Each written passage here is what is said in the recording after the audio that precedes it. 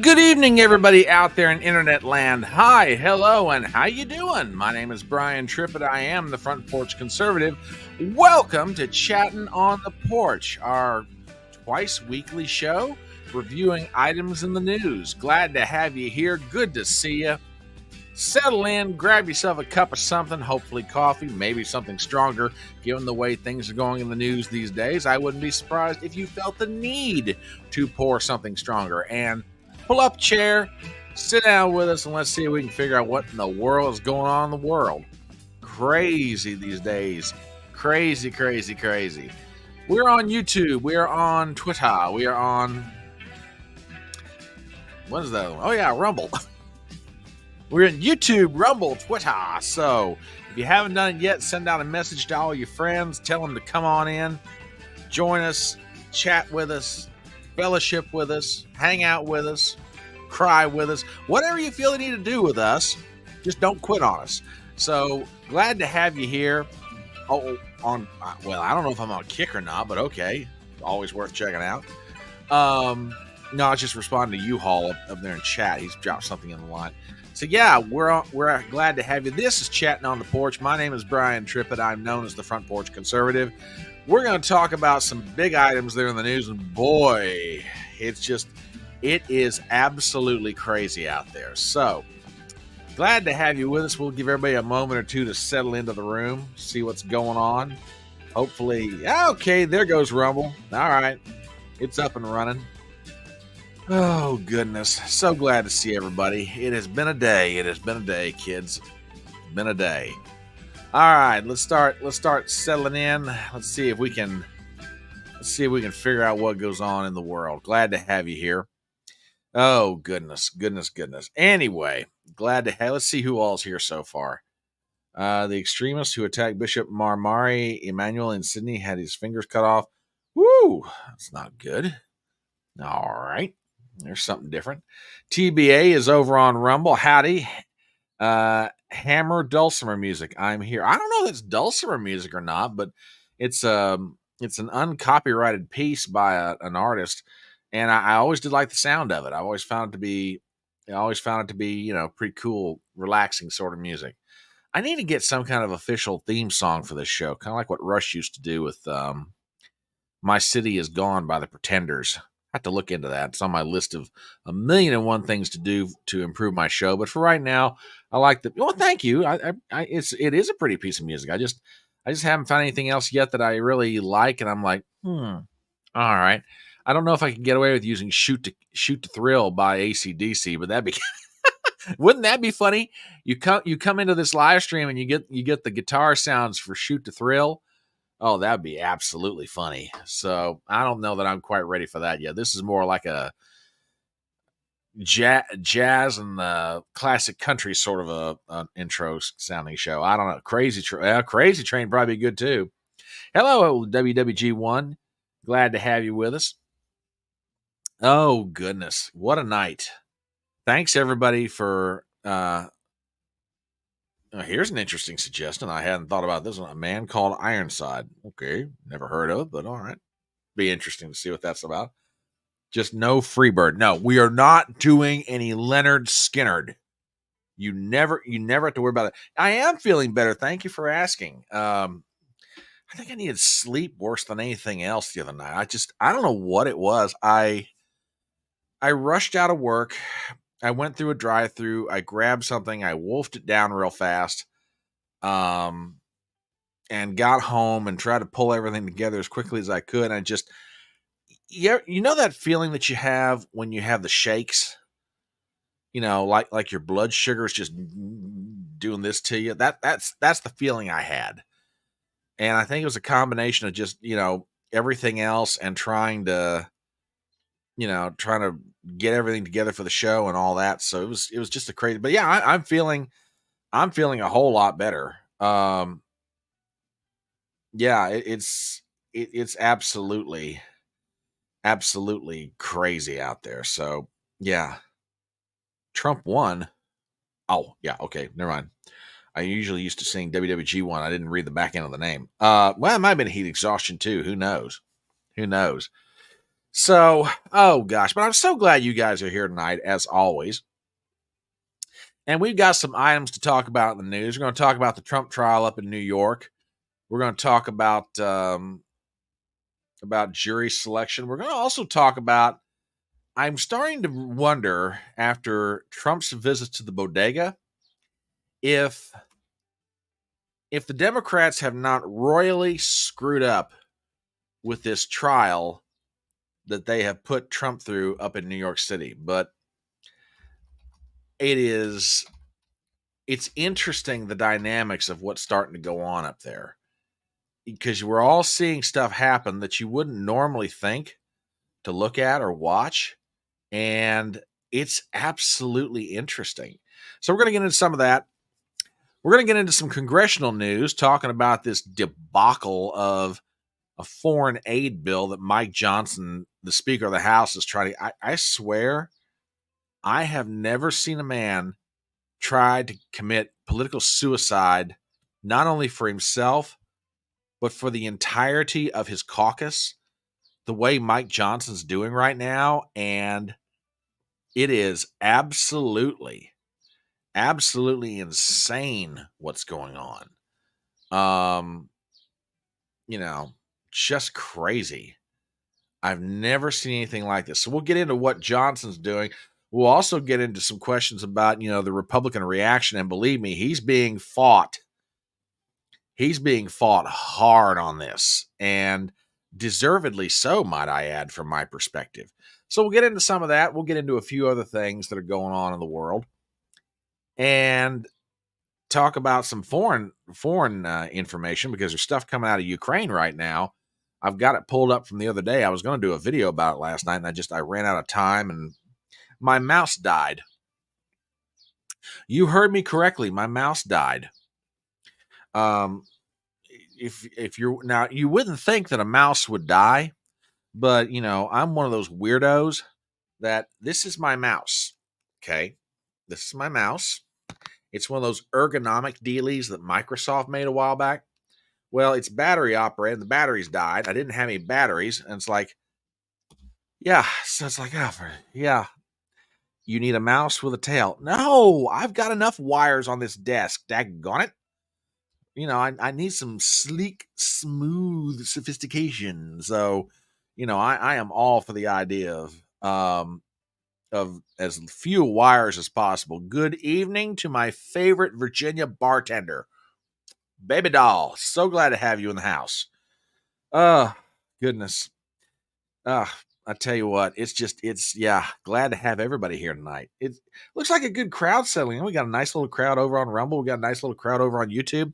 I have no idea what's going on Twitter right now. So, just for my own curiosity, I got to look at real fast, because I know we're up and running. Let me see if anybody is over on Twitter checking us out. Let's see. Are we even big enough to be mentioned on live on X? Nope, apparently not. That's okay. That's all right. But anyway, yeah, Twitter might be nice. Might be nice to us. I don't know. We'll see. We'll see who's out there, who's hanging out. But let's get into some news. And I know everybody's got some stuff they want to talk about. And by all means, if you got a topic or a link or whatever, throw it to me. We'll kick it around for a little while. I'm going to be on here for maybe hour and a half, 2 hours tonight. So enough of me gabbing about me. Let's get into it. All right. Latest update out of New York City as it relates to the Donald Trump supposed hush money trial. Notice that the language of this has already changed. It's no longer about campaign finance law violations. It's about hush money and porn star and seedy payments by sketchy lawyers. Oh my gosh. Yeah. Media's already spinning this thing. But apparently we now have a 12-member jury. So check this out. This is from thehill.com. All jurors and one alternate seated for Trump's hush money trial. This is as of 4:15 today.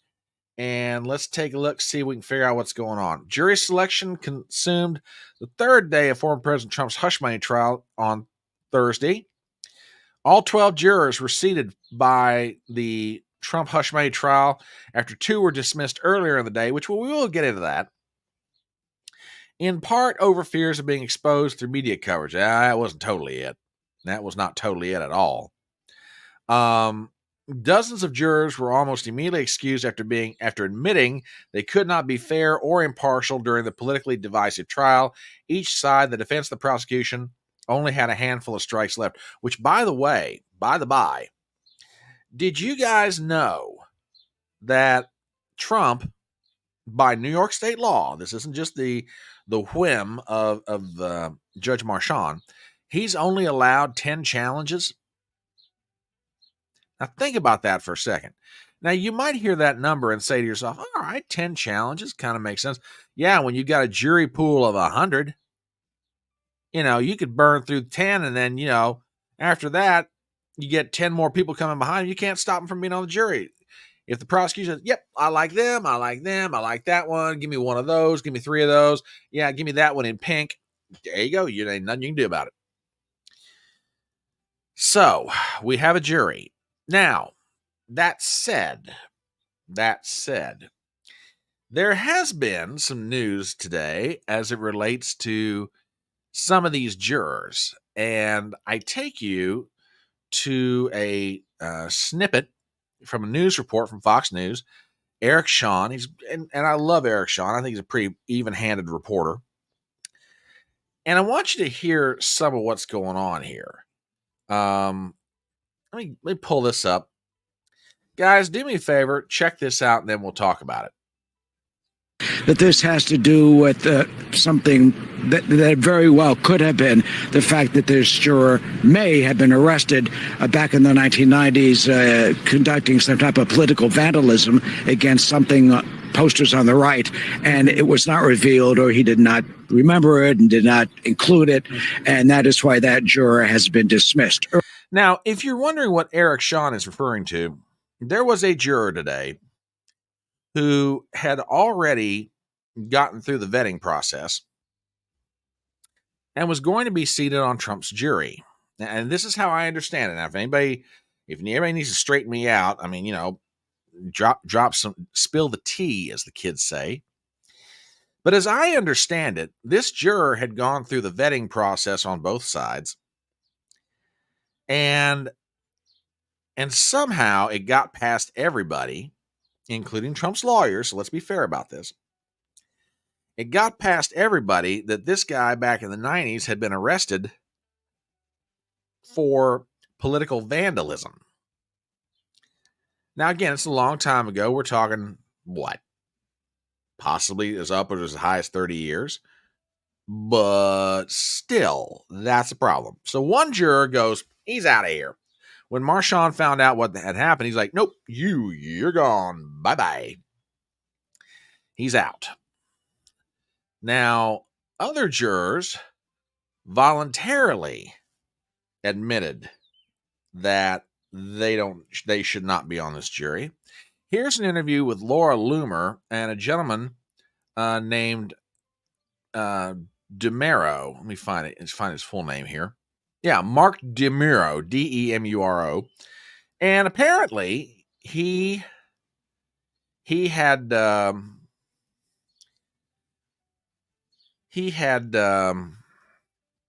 look, I can't be impartial. Can't do it.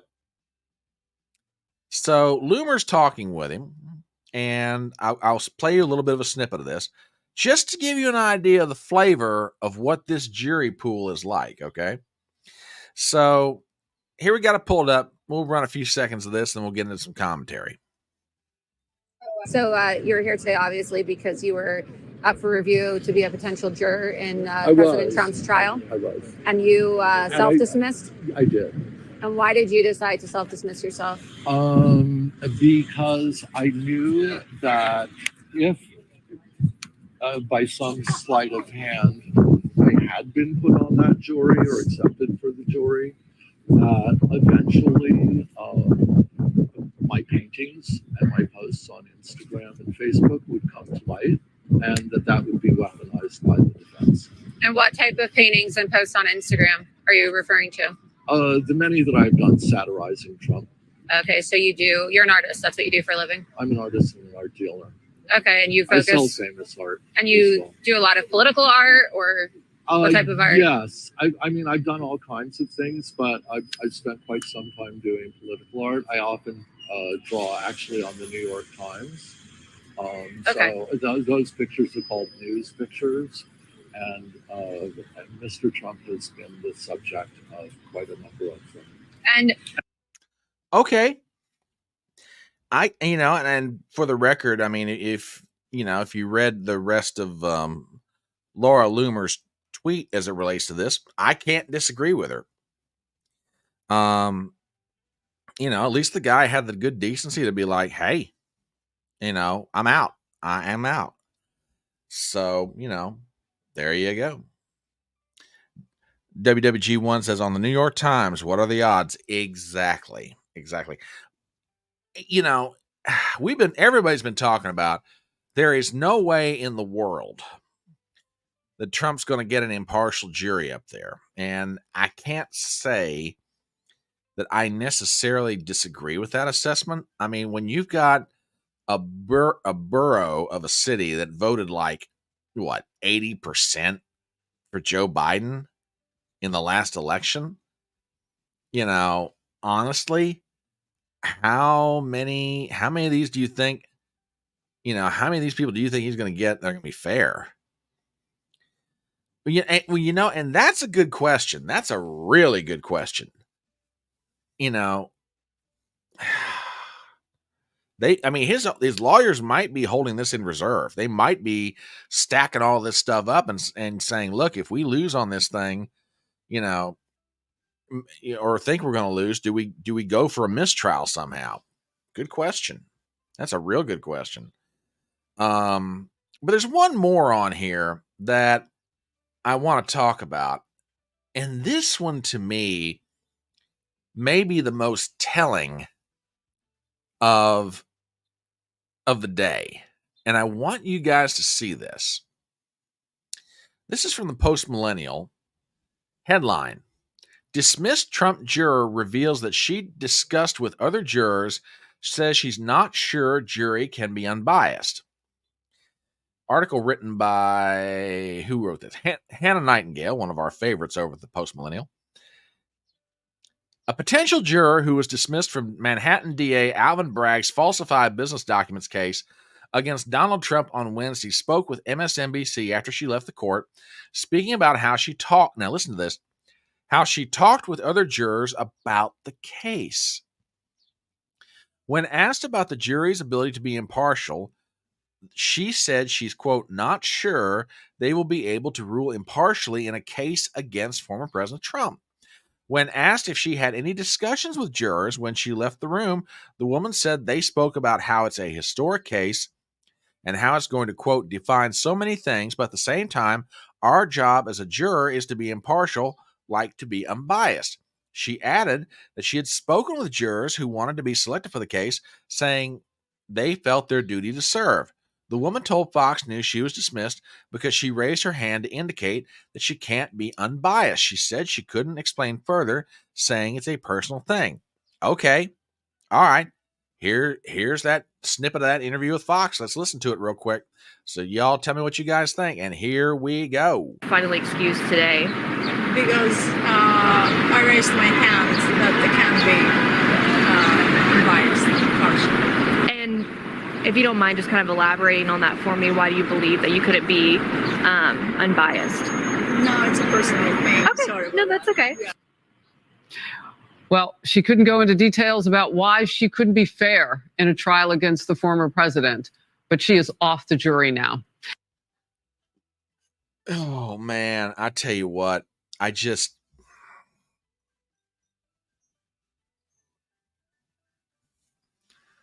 yeah, and this is altogether possible too. This really is. I mean,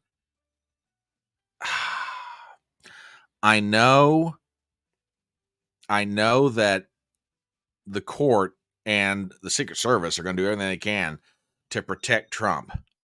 But man, and I am not saying what I'm about to say next in the hope that something's going to happen. But would I be shocked to find out somebody tries something stupid? No. Nope. I mean, it is frightening where we are, truly. That said, there is, however, one interesting twist on this jury pool. And let me find this real fast because this is a story that I saw the other day in Politico. I just didn't have a whole lot of time to pull it up real fast. Oh, I just found it. Thank God. Okay, hang on. Give me 1 second here. There's an interesting twist to this jury saga. And I don't know. I mean, who knows what this even means? From Politico. 2 of Trump's jurors are lawyers. Would they acquit on a technicality? The totally uncommon prospect of 2 lawyers serving on the same jury could benefit the former president, some jury experts say. As if there weren't enough plot twists, and this article is by Betsy Woodruff Swan, if there weren't enough plot twists in Donald Trump's legal saga, this week's jury selection has produced one more. At least 2 lawyers will sit on his jury. That could be good news for the former president, according to some experts on jury behavior, especially if Trump's defense team plans to mount technical legal arguments to try to win an acquittal. Lawyers are called for jury duty like everyone else, but they rarely serve as jurors, and it's totally uncommon to see 2 or more lawyers on a single jury, said trial consultant Charlie Morris. But of the 7 jurors selected for Trump's hush money trial so far, 1 is a civil litigator at a large white shoe law firm, and another is a corporate lawyer at a firm focused on startups and venture capital. 5 more jurors plus 6 alternates will be selected in the coming days. Typically, prosecutors and defense lawyers alike try to keep lawyers off juries, fearing heightened scrutiny from members of their own profession. But in a Manhattan jury pool that is largely seen as unfavorable to the former president, Trump's legal team might see a silver lining in having lawyers on the jury. Quote, "They're not emotional thinkers," says Galina Davidoff, a Chicago-based trial consultant. The profession requires them to do analysis, and emotional thinkers get more easily swayed by the side that goes first, that tells a really good story. All right. We'll see. Of course, they're 2 lawyers from New York City. So, so we'll see what happens. Now, yeah, okay, I had not heard about this, but I'm not surprised at Megyn Kelly's take. I mean, maybe they will. We'll see what happens. We'll see what happens. I just, I was talking about this the other night, and I have said this trial makes no sense on so many levels. Oh, I think I know what you're talking about. I think I know exactly what you're talking about. But yeah, let me check this out. I said for all along, this makes no sense whatsoever. On some, okay. Folks, we have some breaking news here, and this has been delivered by Gypsy. So I've got to put this up here, and I would totally be amiss if I did not do this. But we apparently have pictures of what these jurors look like. I don't know how these images have escaped the courtroom, but we do have some pictures here of what they look like. So I need to put this up on screen, folks. This looks like a perfectly rational and legitimate jury of Trump's peers that are going to look at all the, look, people have been saying he's not going to be able to get a fair shake. Honestly, I ask you, how could you not get a fair shake with this jury? I mean, I'm serious. I mean, this is a serious, earnest looking bunch. I take back everything I said. I'm not worried about it now. Not with this jury. He's going to be just fine.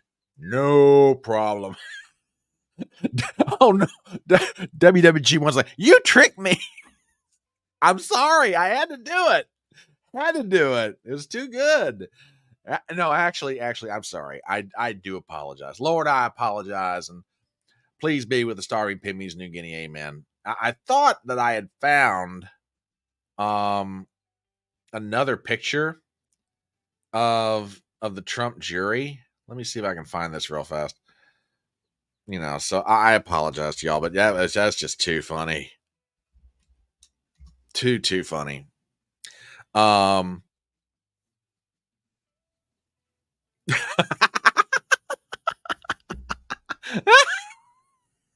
love you guys. I really do. Oh goodness. I thought I had somebody had done, and actually there was another picture of the jury that someone had found. Oh, where is it? Come on. Come on.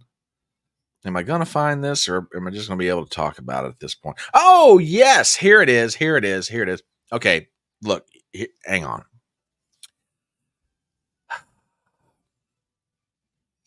Not only do we have pictures, we have audio.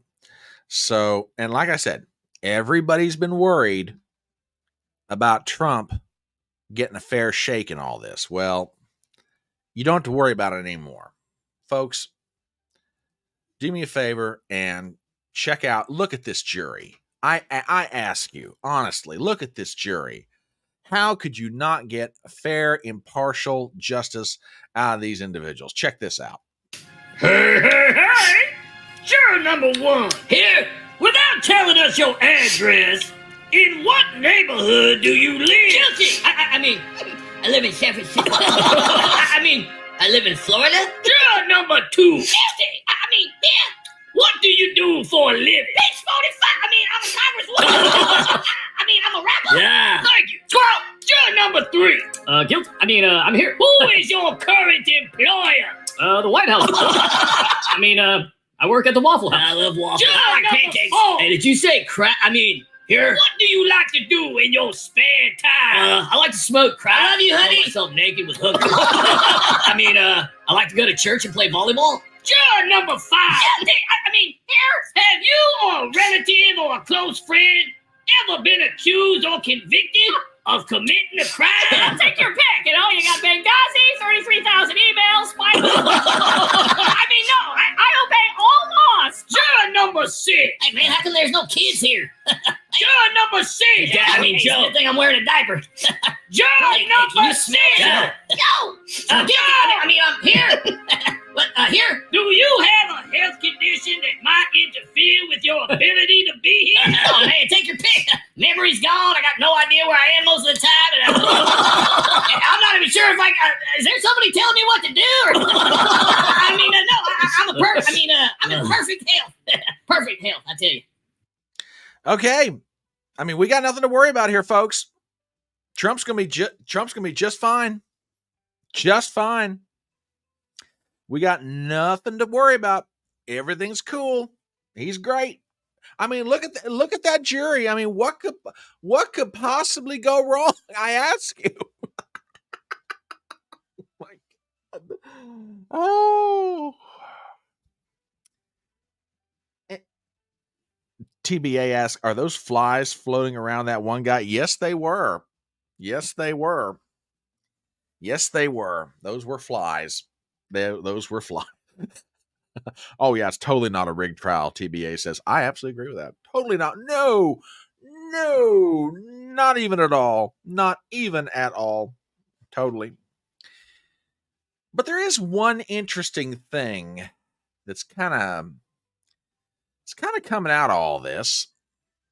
And did you guys the other night happen to see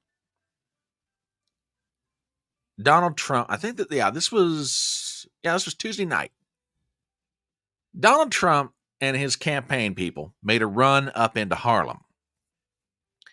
And I've got some clips here, and I'll play a few of them for you. They're relatively short, but the reaction that he got in Harlem. Now let me back this up and set this up for you guys.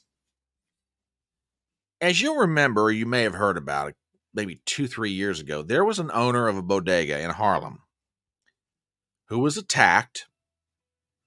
And instead of Alvin Bragg, and he was district attorney at the time, he brought charges against the bodega owner, the guy who was attacked, not the attackers, or maybe he did charge them. But out of all that came the bodega owner, the man who was attacked, being charged. Okay.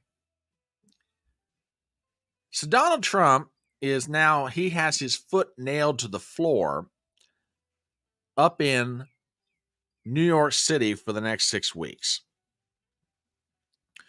To the point that it's still up in the air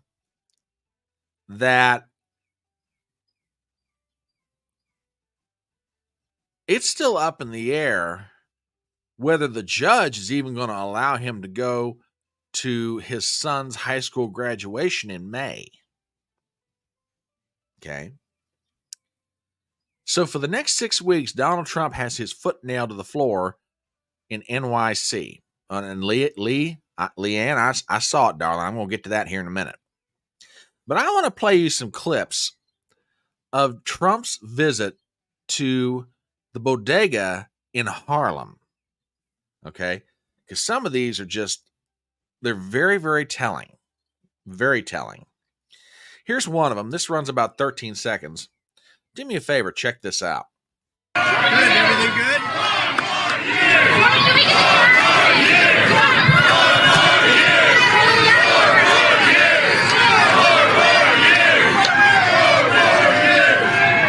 Okay, that's just one of them, okay? There's a few more that we'll play. Give me a second here. I want to, oh, yeah, here it comes. This one runs about 2 minutes. I don't know that I'm going to play the whole thing, but we'll see what we do with this. Yeah. Okay. This is for a reporter named Dave Zier from Real America's Voice. He's at the bodega, and this is just before Trump's motorcade rolls in. Folks, do me a favor and let's check this out. This runs a couple of minutes. We'll stop it if we need to, but watch this. So our system here is broken.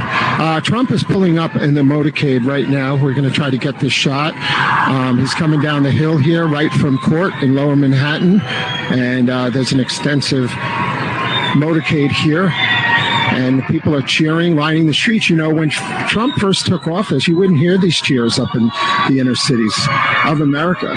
And there is raucous applause and cheering all over the place. I think these people are desperate for a change. I believe there will be a sea change in the minority vote coming November. I don't know how much, but everywhere I go and pastors I interview, like the great Ben Bergquam, they are reaching out for help that the Democrats' policies have abandoned our inner cities. And if I get a chance to question Trump, I'm going to ask him, what is he going to do to restore the American dream and middle-class prosperity in the inner cities so these people can own and run businesses and have opportunities instead of being dependent on the state, where services are getting taken away by 170,000 illegals in New York. Okay, now I want you to notice something, and we'll let this roll for a minute or two more. I want you to notice that street, that sidewalk is lined with people. There's whites, there's blacks, there's Hispanics, there's young, there's old, there are men, there are women. And I want you to watch the reaction Trump's getting when he comes out of this thing. Here comes Jason Miller and the crew of the Trump team. And wow, people are chanting USA here. Pretty incredible. Here's Donald Trump walking in. What a round of applause for the former president. Long day. It's unbelievable. I'm going to try to pop in a question for him when he comes out. Wow. He's heading into the bodega. They're chanting 4 more years on the ground here in West Harlem. Who would ever think that Trump would have chance in the inner city of the Upper Manhattan area of Harlem, which leads into Washington Heights. And there's a lot of crime around here. The subway line, the N train just south of here is the most dangerous subway in New York City. Dangerous subway line. The north end of Central Park, very dangerous. So Trump's coming back to greet the crowd, walking into the store with his entourage, his Secret Service, and we expect him out shortly, Amanda. Guys. Oh yeah, I'll absolutely agree with that. That crowd was not vetted, and yes, they love him. And that's another good point too. Yeah, he had Secret Service there. They probably cased the area really good before he ever showed up, but still, okay, that was amazing.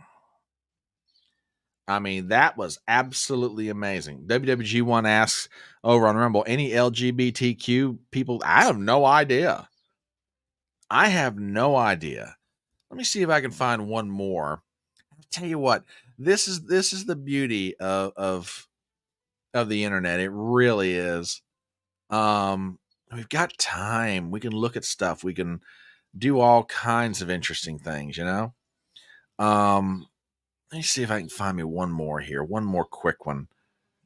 Oh gosh, I want to find the one where he's in there talking with the bodega owner, if I can do it. No, I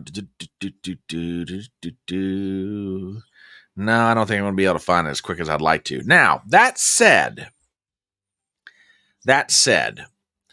Leanne was gracious enough to email over to me a clip of Joe Biden. Now, you may think that's really not a sign of graciousness, but it is, and she's doing it for a very particular reason. So, Trump on Tuesday goes to a bodega in New York City, and he just gets rave reaction, okay? All right. Well, Biden the next day had a speech in Pittsburgh. And I don't know if this was already planned or if his campaign staff saw what happened up in New York City and they said, "Hey, we need to get the boss out there." Well, they did. So Biden goes to a Sheetz. I'm pretty sure it was a Sheetz. Leanne may be right. It may have been a Wawa. And what happened next, I want you to watch. This one's going to run about 2 minutes, okay? And folks, you're going to understand what M169 is talking about here in just 1 second, okay? This, I keep thinking it was a Sheetz. Okay, it might have been a Wawa. We'll see. But you'll get my point. But to go back to because no one cared. Y'all watch this and tell me that she's not right. Do me a favor and check this out. These couple of the mother with some kids.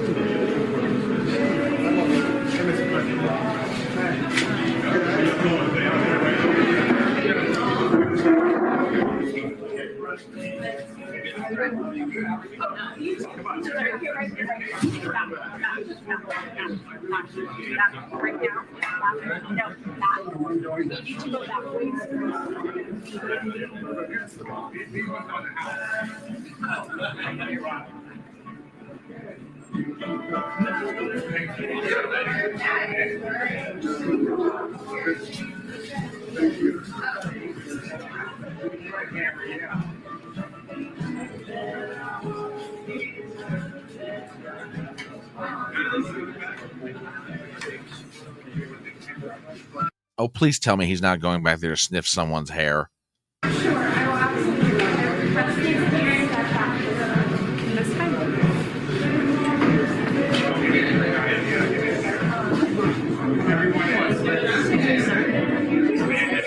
Sorry, Mayor. I'm so sorry, Mayor.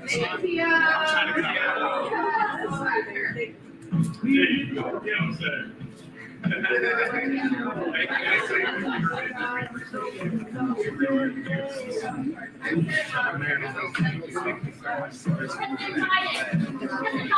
the new steel tariffs, are you concerned that they will hurt your new relationship with Xi Jinping? The steel tariffs, are you concerned that will hurt your relationship with Xi Jinping, your new relationship with him? No. Why? Don't jump.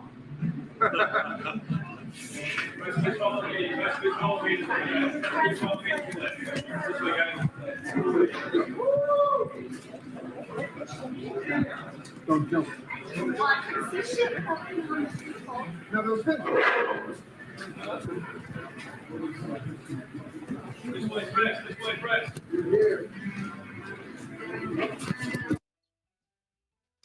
Okay.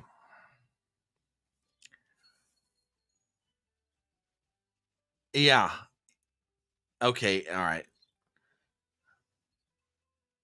Oh yeah, yeah. If this was a planned appearance, I agree with you. If this was a planned appearance, that makes even. I agree. The response of the group there was even worse. Now, in a previous lifetime, I did a little bit of campaign work. Okay, so I get some idea of how you stage an event. Okay, and there's two things that absolutely make any campaign event, whether it's planned or spontaneous, absolutely successful. One of them is you got to draw a crowd. And number two, you've got to have the press. And when I say the press, I mean local press. Okay, now don't get me wrong. You're in Pittsburgh, Pennsylvania. You're going to have the national ABC, the affiliate news stations there. But when I say the local press, I mean the little weekly newspaper, the Pittsburgh Post Gazette, any newspaper, internet reporter. Oh, it was Philly. Okay, maybe in Philly. All right, I stand corrected. I was given understanding he was in Pittsburgh, but I could be absolutely wrong about that. And if I will defer to you guys on this one. But he's somewhere in Pennsylvania yesterday. He's given a speech. His campaign staff rolls him into either a Wawa or a Sheetz. And that's the reaction he gets. That's it. I mean, in my mind's eye, I'm having a flashback to a campaign speech in 2020 he gave down in Georgia. I want to say it was Hot Springs, Georgia, where literally he walked down the side of this kind of like grassy little hill to an open field, and there was virtually nobody there. Whereas Trump rolls into a campaign stop in Pennsylvania, and there's 50,000 people. I'm saying all this to set up a point, and I think you guys know where I'm going with this. I think the Democrats have made one of the most egregiously tactical mistakes they could ever make with this trial up in New York City. I mean, I understand tactically why they're doing it. I don't agree with it. I think it's wrong. I mean, on so many different levels, legally, judicially, in terms of, national norms and standards, it's absolutely wrong what's being done. But tactically, they have made an enormous mistake. Now, here's what I'm getting at. Y'all can jump in on this point at any time you want to. Yeah. The last poll that I saw out of New York State was Siena College, and it had Trump down by, it was either 7 or 9 points. I think it was 9. Pretty sure it was 9. And this was maybe 2-3 months ago. Okay. Now, folks, I acknowledge up front that it has been a long time since any Republican has taken New York State. Matter of fact, I mean, the closer that I'm getting to the election, the more I'm going back and looking up little political factoids, as it were.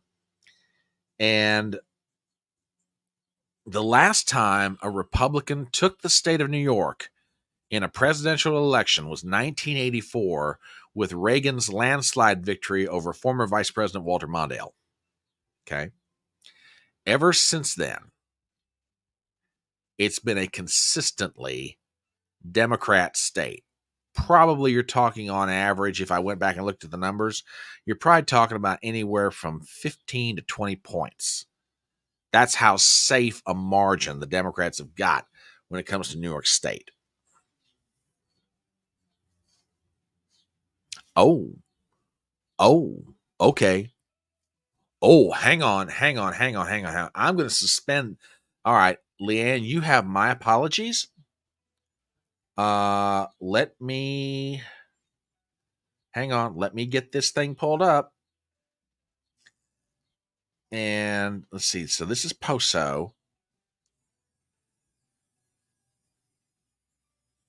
Okay.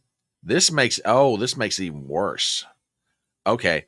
All right, folks, I have to apologize to Leanne right now because she sent me something that's even better than what we just watched. I thought it was the same thing, and Leanne, my apologies to you. I should know better. And we're coming back to that. Y'all hang on a minute. Now, let's go back to this visit that Biden made at this Wawa or wherever it was, okay? All right. Jack Posobiec somehow got his hands on some video, apparently, of the Secret Service and the campaign staff setting up this spontaneous event. Okay? I want you to watch this because I had not seen this yet either, but I'm dying to see this. This should be really interesting. Okay? Do me a favor and let's check this out. It runs about a minute and a half. No,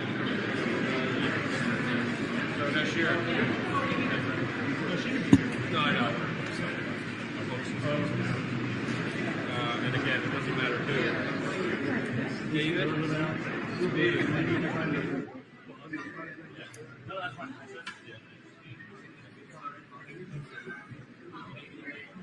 You're going to do the handout.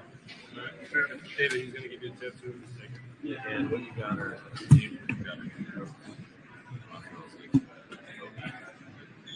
Oh, God, this is awful.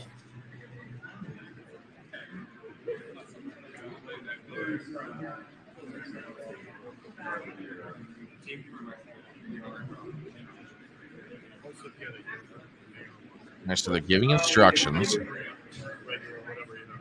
I think somebody bring me a yogurt. Give me a yogurt. Doesn't matter which one. Someone's calling for a yogurt. All right, here comes Biden. He's walking in. And there's Secret Service around him. Oh, this was today. Okay.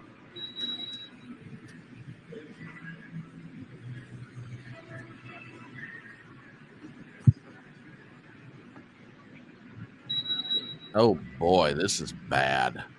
This is so bad. Oh, my God. Hey, hello, sir. How you doing today? Good. How you doing, man? Oh, my God. This is bad. Okay. Then this starts to explain it. This really starts to explain it. Okay. The clip that I showed you earlier was from Wednesday. Okay. The one we're looking at now is Philadelphia. It's at a Wawa. Okay. Now this is starting to make sense to me. Sorry, folks. My brain's a little. Yeah. Oh, it's absolutely cringeworthy. TBA, you're right over there on Rumble. It is absolutely cringeworthy. This is awful. I mean, the audio stinks. Okay. Audio sucks, but if you listen to it, you can hear them fighting over who has to take the pics. Okay. Here's what I'm going to do. I am going to put this. This is on. Yeah. If anybody wants to look at it, I'll put it out there. Give me a second here. I'm going to drop it on the Rumble side too. But yeah, this is just awful. Just awful. I mean, my word. just absolutely atrocious. And I'll explain why here in a minute, but I mean you guys know where this is going. You absolutely know where it's going.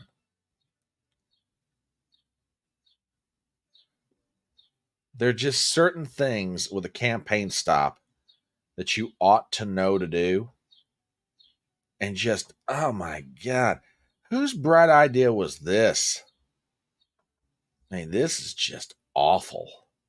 I mean, I've seen some stuff in my time, but man, this is just bad politicking on so many levels. Jeez. TBA asks, what kind of team does Biden have? Are they doing this to him on purpose? No, they're not trying to do it to him on purpose. But oh my gosh. Hey, this is just awful. Now the reason that I'm saying that's awful is, like I say, there are two things that you need to make an event successful. One is you need a crowd. They didn't even have that. And two is the press. Okay, well, you got the press, but here's the worst part about it.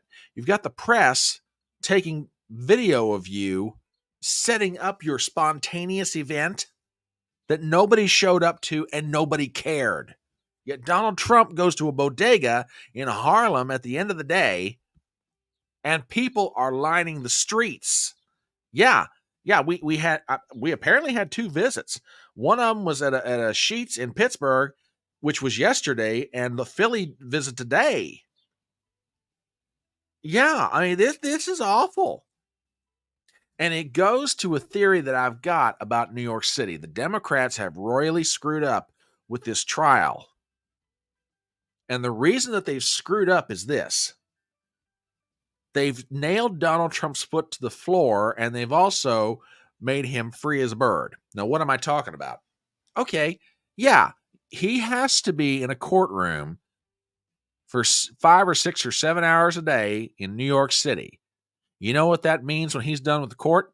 A trip to Harlem, a trip to the Bronx, a trip down into Queens, a trip out to Long Island, a rally at Madison Square Garden. I mean, why stop there? Go down to New Jersey. I mean, who was I listening to today? It was Andrew Giuliani, who was a gubernatorial candidate. Exactly. These fools have set him up where if he wants to campaign all over New York City, go for it, baby. And the worst part is, there's nothing the Democrats can do about it. It's not like they can say, "Oh no, you can't campaign in New York City." Well, you've told him he's got to be there for trial. What's he supposed to do? Now, on the weekends, he might go to, Michigan or Wisconsin or Minnesota or some other place because, at that point he's free. But as far as being in New York City, these fools have basically guaranteed he's going to be out talking to the voters. And what's he going to be talking about? Immigration, border security, increasing wages for African Americans and Hispanics who are here legally, by the way. Yeah, I don't know where he's at tonight, but I agree with you. There's more of this to come. There's absolutely more of it to come. Now, and there's another crime. Let's talk about that. You're giving Donald Trump you, the Democrat Party, are giving Donald Trump free and unfettered access to one of the biggest bastions of Democrat votes in the entirety of the country, New York City, the Big Apple. He can roam around in any of the 5 boroughs that he wants to, come back to Trump Tower, sleep at night, get up and do it all over again. And keep in mind, on Wednesdays, hey, he doesn't have to be in New York City. If he wants to take the jet and go down to wherever, fine. I mean, and where he's going so far, and again, we don't know what's going to happen in every place he stops at, but if that visit to that bodega the other night and other places that he's gone in New York City are any indication of what's happening on the ground, there's a movement toward Trump. Now, what will it mean come November? I have no idea. No idea. Matter of fact, give me a second here. I just want to look at something real fast. I just want to see, on average, what kind of margin, and I've alluded to it a moment ago, but I want to see just how safe normally New York State is for Democrats. In 2020, Biden won it by 23 points. In 16, 23 points. 2012, 28 points. 2008, 26 points. 2004, 18 points.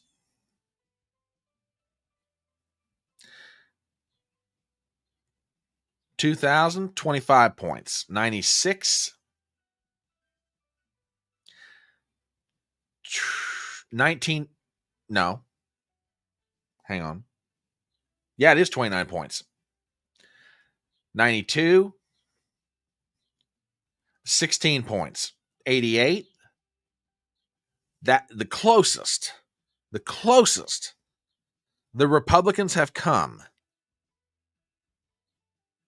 since they last won it was about 4 points. That was back in 1988 when the late Michael Dukakis beat the late George Herbert Walker Bush.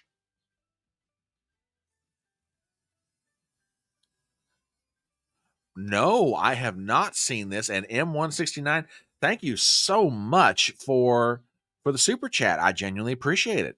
Off topic, but have you seen the student protest in Utah over furries? Those kids walked out and said, "We're done being barked at and bitten."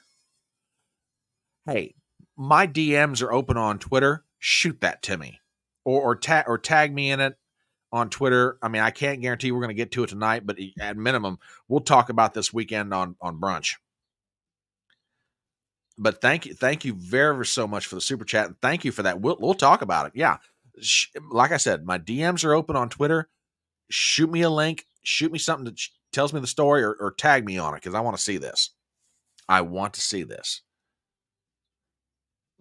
But my point, on average, you're talking about New York State that's anywhere from, let's just be kind to the Republicans and say 15 points.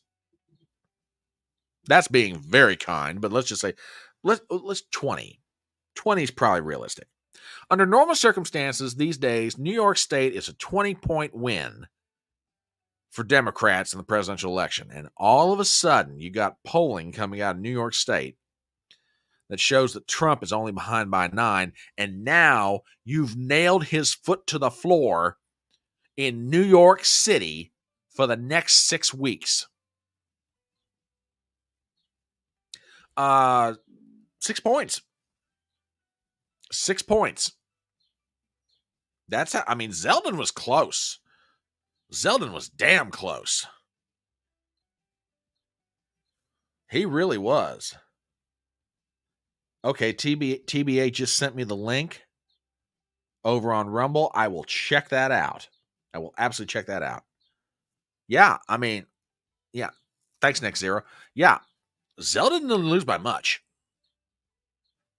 And it's been a long time since the Republicans have won a gubernatorial election in New York. The last Republican governor they had, I can remember, was Pataki, and that was the early 2000s. So, yeah, I mean, again, I think Leanne, I think you're absolutely right. I don't know that Trump wins New York City,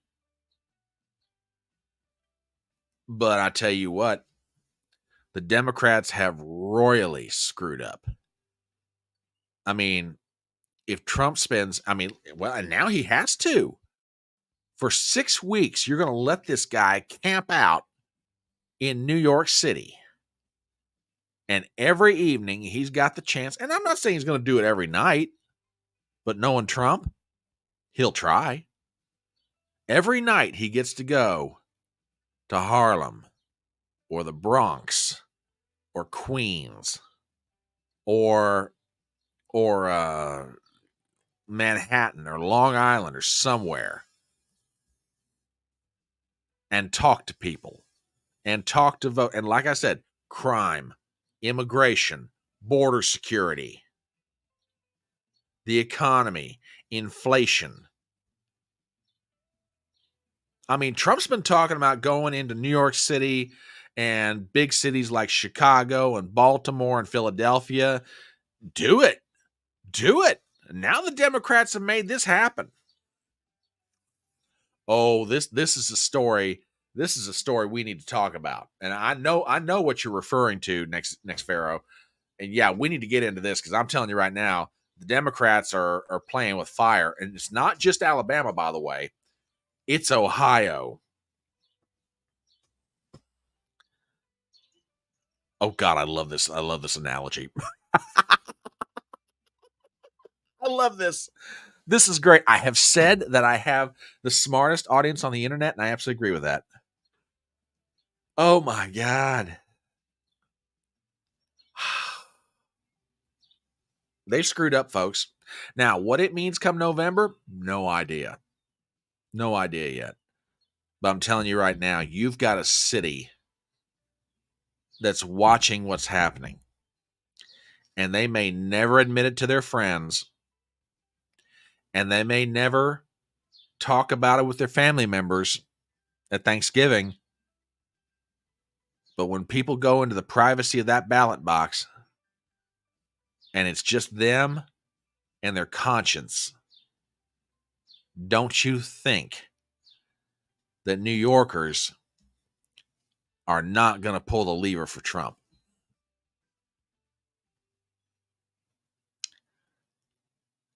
This, yeah, and we're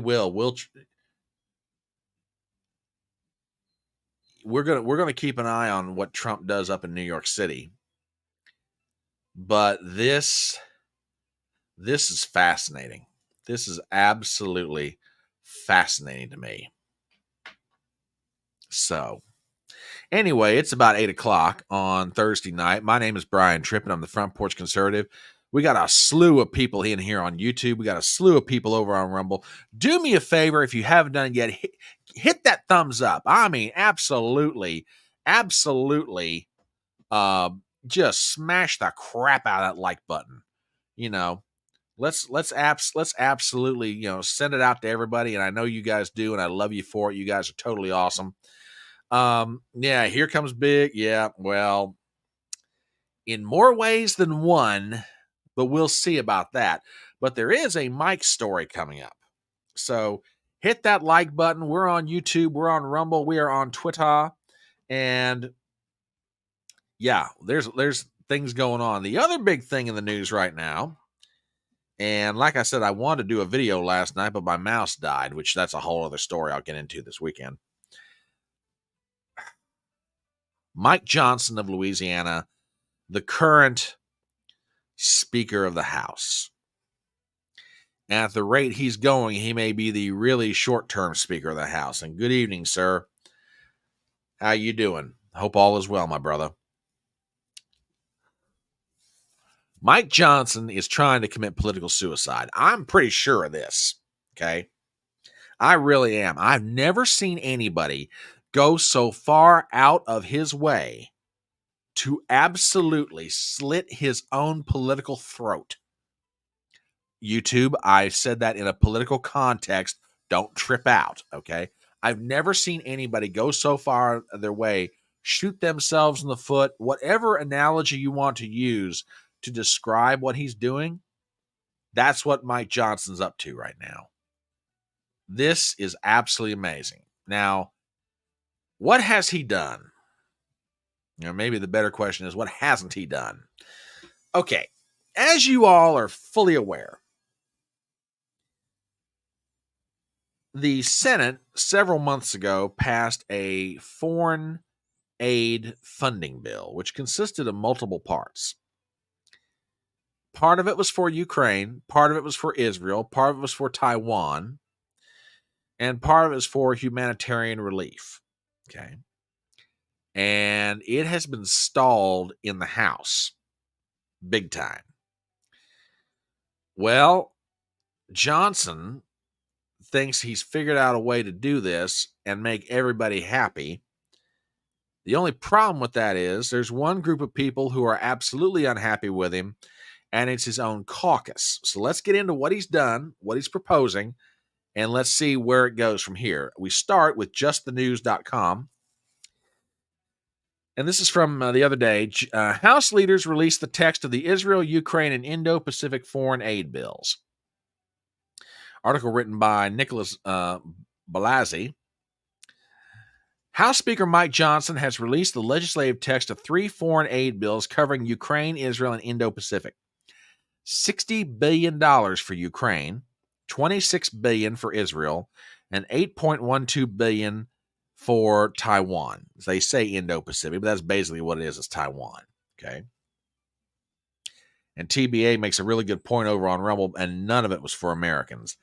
Ding, ding, ding, ding, ding, ding, ding. We have a winner, but we'll get to that momentarily. The Senate passed a $95 billion supplemental foreign aid bill covering Israel, Ukraine, and Taiwan in mid-February, but Johnson is taking a different approach. Johnson has said he wants the House to vote on separate pieces of foreign aid legislation rather than hold a vote on the full Senate package. Johnson said the separate foreign aid bills will be brought to the floor under a structured rule that will allow for an amendment process alongside a fourth bill that includes the Repo Act, a TikTok bill, sanctions, and other measures to confront Russia, China, and Iran. Okay, let's talk about this Repo Act for a minute, because this, of all the things that are being kicked around, this is the most dangerous idea of them all. And I say dangerous for a particular reason. Basically, what Johnson wants to do, there are, by estimates, I've heard roughly $300 million in Russian assets in American banks that are currently frozen right now. The Russians can't get to them. Okay. What Johnson wants to do is an idea that's been kicked around by the administration for a little while now. Basically, Johnson wants to pass a law or pass a bill to get Biden to sign the law that says that the American government can seize those assets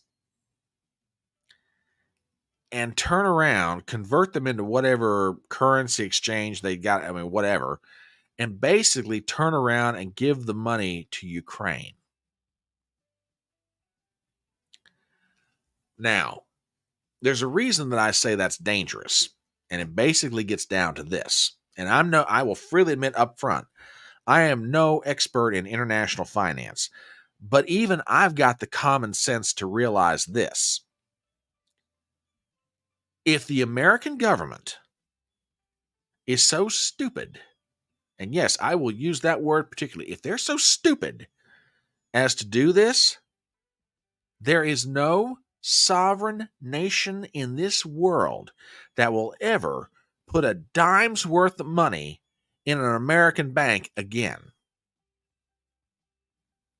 Everybody they may not do it all at once, okay?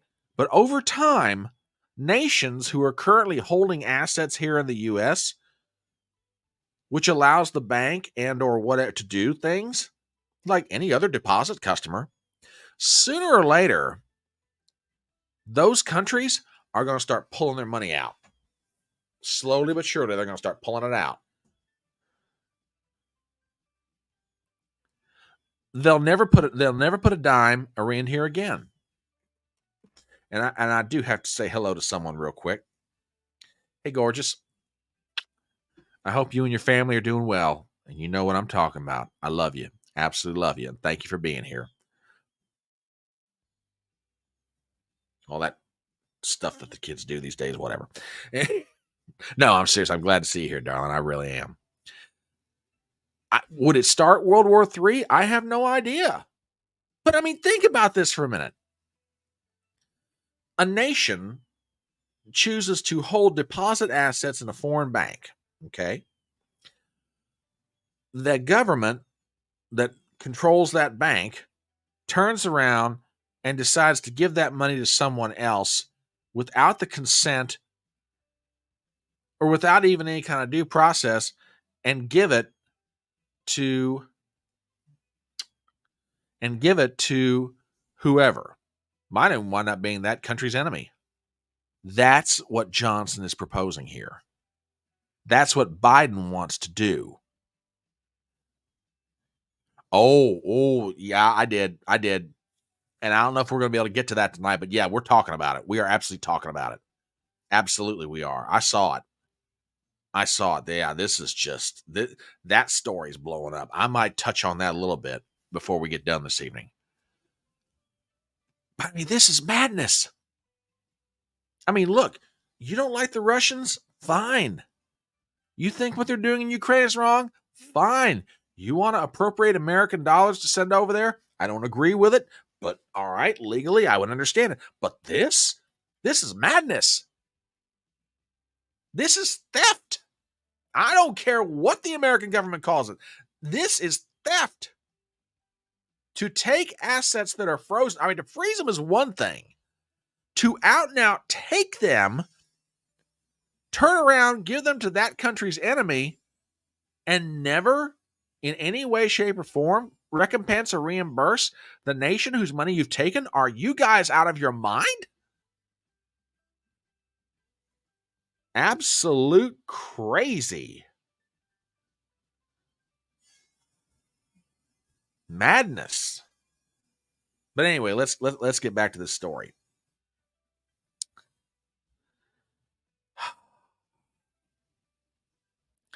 He also said that the House Rules Committee plans to post text of a border security bill that includes the core components of H.R. 2 under a separate rule that will allow for amendments.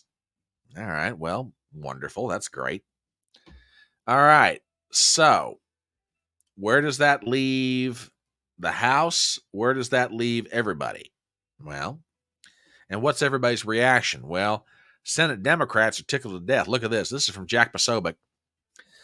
Chuck Schumer was just on the floor bragging, this was the other day, to other members about Speaker Johnson giving Democrats everything they wanted in the Ukraine and foreign aid packages per senior Republican official. My God. And by the way, Biden, when he heard what Johnson was wanting to do, he's like, yep, we're down for it. We're down with it. Now, as I understand it, and I haven't got the articles pulled up to be able to do this fairly, we might talk about this more over the weekend. The House Republicans, or a certain portion of them, are fighting this thing tooth and nail. They're doing everything they can with little to no money, or not money, but little to no support. From what I understand right now, Chip Roy, Thomas Massey, and I think the third one is Bob Good of Virginia, who are on the House Rules Committee, are fighting this thing all the way. No, I'm sorry. It's Ralph Norman. No, I think it is Bob Good. I'm sorry. I've got to look at the article. They are absolutely fighting this for all they're worth. So I don't know. The vote is supposed to happen this weekend. Basically, by putting it out there, they start a clock. The vote is supposed to take place Saturday, sometime Saturday evening.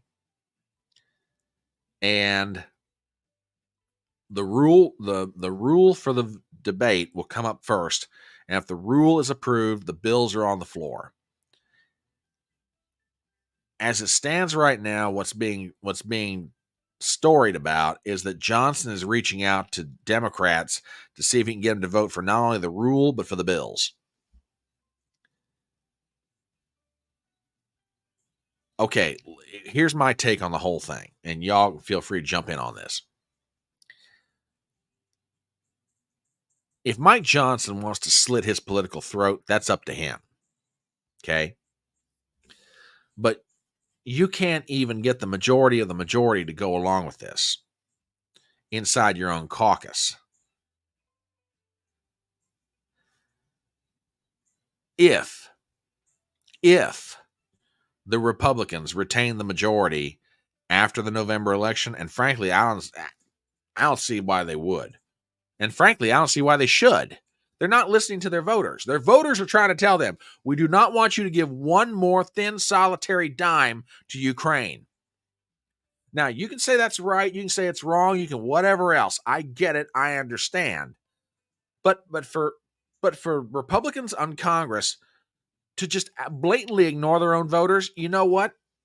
If Trump gets elected to the presidency and the House Republicans don't get the majority, I'm not going to be shocked. And as far as I'm concerned, it would be what Mike Johnson deserves. But let's just assume for a moment. Let us assume for just a moment that the Republicans retain the majority, maybe even expand it. I'm going to make you a prediction right now. It is April the 18th, 2024. Mark this down. Mike Johnson will not be Speaker in the next Congress. If he goes ahead with this, he'll never see the speakership again. He'll never touch the gavel. He's done. I mean, this vote that they're going to take this weekend is so many different things. It's the vote that could determine the election, at least for the House Republicans. It's the vote that is going to set up the debate between Biden and Trump. It's the vote that is going to decide whether or not Mike Johnson keeps his job, short and long term. I'm telling you what, keep your eyes open this weekend, folks, and we're going to talk about it. We will talk about it. But this one is going to be one of the most consequential votes ever. And you know what? And this is, you're absolutely right, Gypsy. Nothing for our border. Now, Mike Johnson's putting up some kind of we're going to have the core components of H.R. 2. No, you're not. The Democrats will never vote for it, and you can't even guarantee you can get your whole caucus to vote for it. So, yeah, as usual, Republican leadership in Congress is betraying their voters. I mean, when Mike Johnson came in, I had high hopes for him. Not anymore. Not anymore. He is absolutely atrocious. TBA over on Rumble says Johnson may not make it until June. Hey, Marjorie Taylor Greene is still floating that thing out there, and I'm telling you right now, you got her. Thomas Massey has gone to him and said, dude, you need to resign. You need to announce your resignation now. Give us time to decide who's going to be the next speaker. Do not put everybody through this. Now, will MTG be successful with her motion to vacate? I have no idea. But by the way, on that front, there is a piece of news. Mike Johnson is trying to get the rule changed on this. Let me see if I can find this headline real fast. Hang on, because I saw this earlier.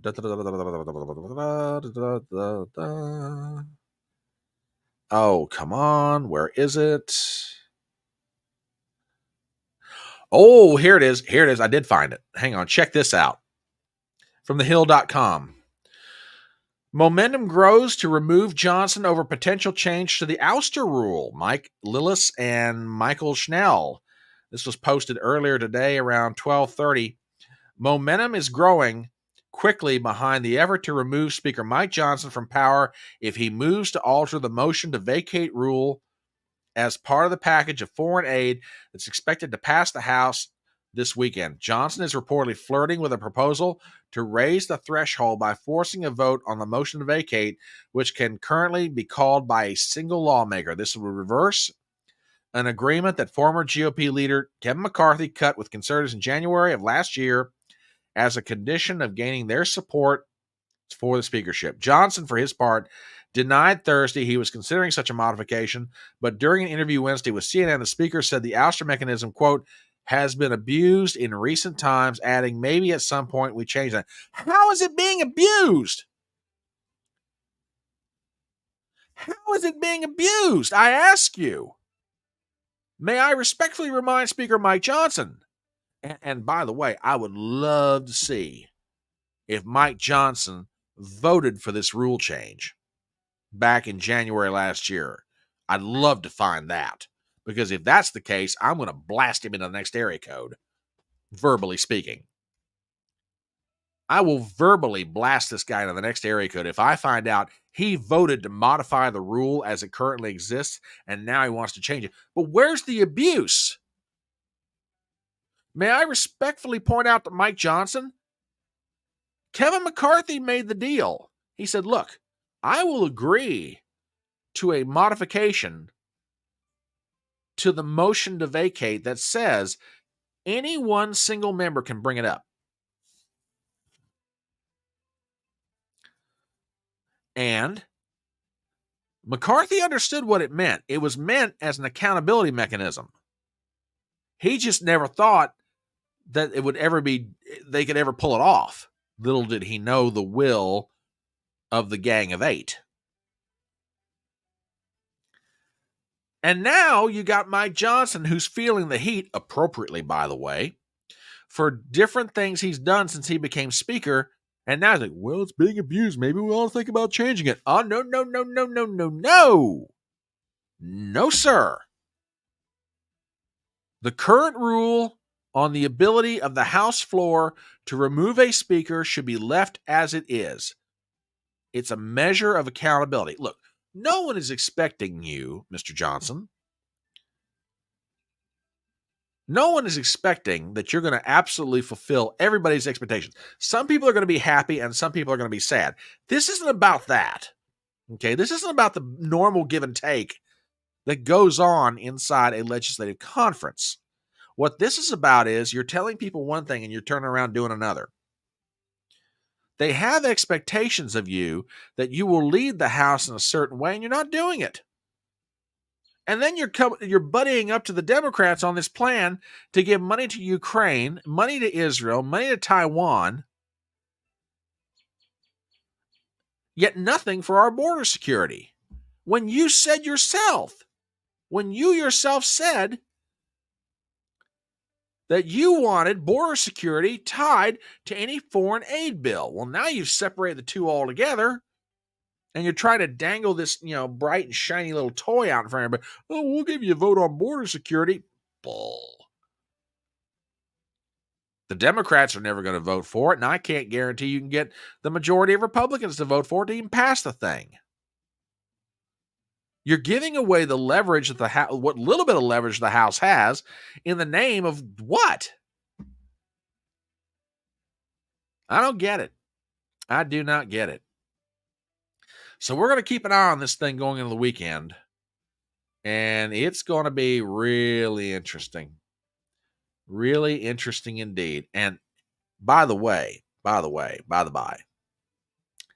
speaking of Ukraine, did you guys happen to see Ben Harnwell's appearance on War Room the other day?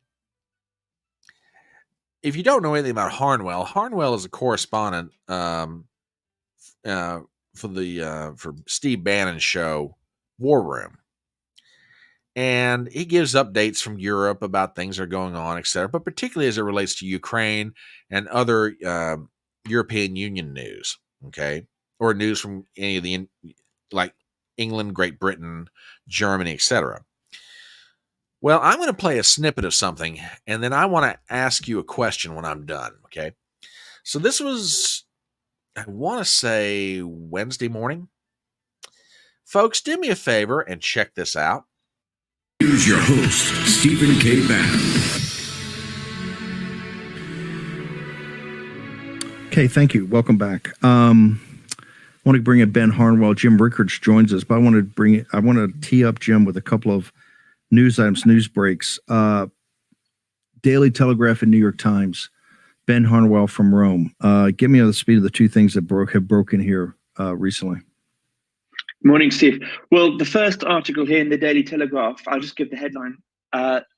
Crude, cheap, and deadly. Russian glide bombs are pounding Ukraine into surrender. Now, I want to break this story down later after Jim, but the point about this, the reason why I suggested this article for today's show, is that it's the first article, Steve, I've seen in, 2 years, 2 months of this war, that I have seen the word surrender tied directly to the Ukrainian state of war. It's an interesting article, but I'll break it down later. And the other article here in the New York Times is in Ukraine's west, draft dodgers run and swim to avoid the war. It's an article which refers to, and I literally quote, an exodus of young Ukrainian men fleeing the country because they don't want to be drafted into a war. And it actually makes the parallel point that the worse the war is doing, the more they're trying to get out. Now, folks, you could not like the source of where this comes from. That's fine. I can respect that. Okay? But they're quoting articles from the New York Times and the UK Telegraph. We're not talking about right-wing publications here. We're not talking about, supposed conspiracy theories about what's going on in the world. Okay? What we're talking about are actual, I shouldn't say this actual. We're talking about news organizations that are telling everybody, if they'd actually care to listen, that the Ukrainians, and I'm going to quote the headline here. In Ukraine's west, draft dodgers run and swim to avoid the war. With Russia seizing the initiative on the battlefield in recent months, Ukraine's ability to defend itself hinges on replenishing its arsenal and weaponry and mobilizing its troops. Now, I have not seen this in writing for myself, but I have heard, and again, I will freely admit this is what is being said by people who watch this sort of thing, that the Ukrainians are having trouble with meeting their recruitment numbers to replenish their actual troops, to the point they're calling up individuals who are older than they should be if they're going to be on the battlefield. And I have also heard, and again, this is not confirmed, I have not seen this with my own eyes, I'm just telling you what I have heard, that they're also calling up amputees. Now, if those two things are true, and you've got military-age Ukrainian young men who are swimming across rivers, they are running away from the battlefield, and you know what? I'm not speaking yay or nay to that. I'm just saying, if that's true, if they are deliberately trying to avoid being called up into the military, then someone explain to me why we are about to give $60 billion to a country when their own fighting age men don't want to fight this war anymore. Let me say that again.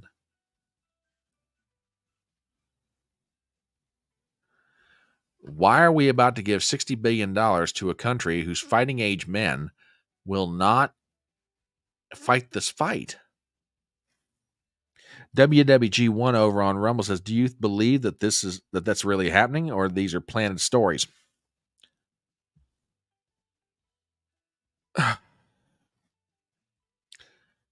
Look, maybe they're planted, maybe they're not, but they're being reported in the mainstream press.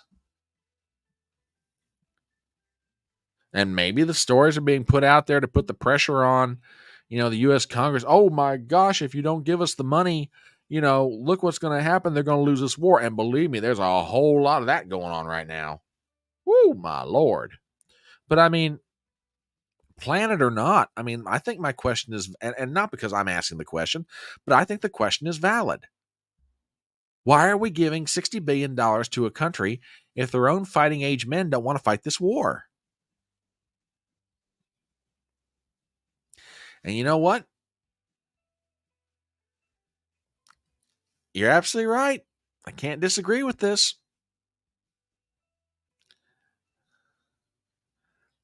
You know, I know you're half joking when you say this, but, you know, I wouldn't be. Yeah, I know you're joking about it, but it's not true. Now, if this is true, and I'm not saying you're wrong, but if this is true, and they've lost 2 times the number of men that we lost in Vietnam, I've heard that the casualty, the total of casualty, is upwards of 400,000, and that's from Colonel Douglas McGregor. Yeah, we're washing money. That's all we're doing. That's all we're doing. I am crossing my fingers, and I'm really hoping that come this weekend that this gets stopped. I don't know that it will, but I hope it does. But honestly, if Mike Johnson pushes this through and it costs the House Republicans the majority come the November election, you know what? I'm not going to feel sorry for the Republicans in the slightest. They got what they earned. They got what they deserved. I have heard this as well. I don't know that I've seen any articles on it, but I've heard this as well. And God, if this is true, that's just awful. Just awful.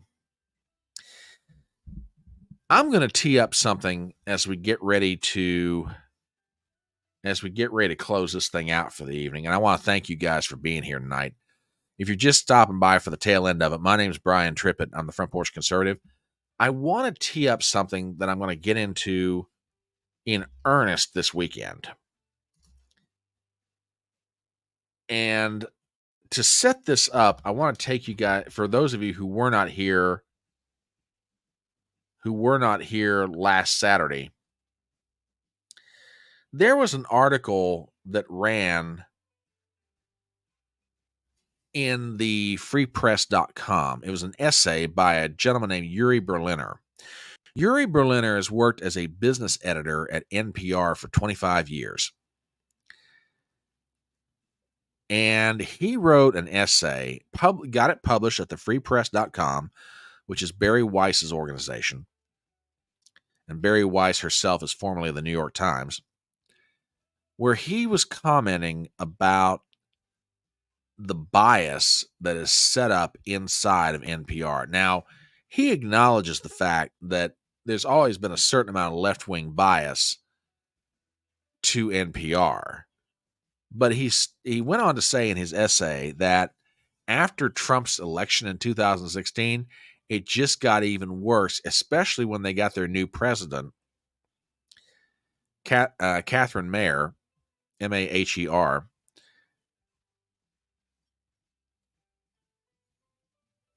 And that basically they have supplanted worries and questions about race and gender and, all the normal DEI stuff, and they've lost their objectivity. Well, as you might imagine, this essay did not go over well with the people inside NPR. So a couple of days ago, NPR made the decision to suspend Yuri Berliner. Now, keep in mind, this guy's been there 25 years. And by his own admission, he is a liberal, self-described liberal. Okay? Yuri Berliner has resigned from NPR. Check this out. And like I say, we'll tee this up more over the weekend and give some thoughts on it. But yeah, he's out by his own hand. NPR columnist Yuri Berliner was suspended without pay after calling the radio broadcaster's rampant liberal bias, resigned on Wednesday, and took a parting shot at his controversial CEO. Quote, I am resigning from NPR, a great American institution where I've worked for 25 years. Berliner wrote on his Twitter social media account on Wednesday, I respect the integrity of my colleagues and I wish for NPR to thrive and do important journalism. Berliner added that he cannot work in a newsroom where I am disparaged by a new CEO whose divisive views confirm the very problems in NPR I cite in my Free Press essay. Look, look, Yuri Berliner and I have never sat down for a conversation. Love to have one with him. The guy's fascinating to me. And I doubt we'd agree on much of anything. But I respect his right to write and to publish his views and to express his opinions. Apparently, a conservative respects him more than his own employer, who's supposedly just as liberal as he is. I mean, I feel bad for the guy. I really do. I mean, like I say, would I agree with him on much of anything politically? I doubt it. Would I agree with him on much of anything culturally? I rather doubt it. But to borrow that great line from the French philosopher Voltaire, I will fight to the death disagreeing with you, but I will fight to the death for your right to say it. Or something like that, roughly speaking. And so much for open-minded tolerance in NPR. They suspended this guy for his opinion, and then he resigned. And you know what? I hate the circumstances under which it happened to him, but I understand why. I get it. So that's where we be. That is where we be. WWG1 over on Rumble says liberals eat their own. Yeah, buddy. True dat. True dat. Absolutely amazing. Just amazing. Anyway, folks, it's about 8:40 on Thursday evening, and I know you guys have got lives, and I've got one. Well, all right, I got something. Anyway, my name is Brian Trippett. This has been Chatting on the Porch. We're going to be back this weekend. A little bit of a schedule change. Normally we do, if you've not been here before, normally we do a live stream on Saturday mornings at 10:30 a.m. Front Porch Brunch. Very similar to Chatting on the Porch where we talk about the news. Due to a scheduling thing, I'm going to move that to Sunday morning at 10:30 a.m. So Front Porch Brunch is going to be 10:30 a.m. this Sunday morning. And if for reasons of church or whatever, I understand. So, I understand, but, I've got two great nephews who are playing baseball Saturday morning. So, yeah, kind of trying to do the great uncle thing. So, so we're going to switch brunch to Sunday morning at 10:30. And like I say, if you're able to attend, awesome. If you can't, I understand completely. Keep your eyes open. There may be a interview this Saturday afternoon. I gotta try and shore it up with the gentleman. And I don't really want to say who it is yet until I can absolutely be sure. But keep your eyes open. There may be an interview this Saturday afternoon. So keep your eyes open for that. In the meanwhile, you guys have a good night. Tell your family members that you love them. Tell your neighbors that you love them. In our own way, in our own space, let's make our world a little bit better. And as we sign off, as always, I give you the words of that great American philosopher, Tom T. Hall. Just remember, it's faster horses, younger lovers, older whiskey, and more money. You guys have a great night.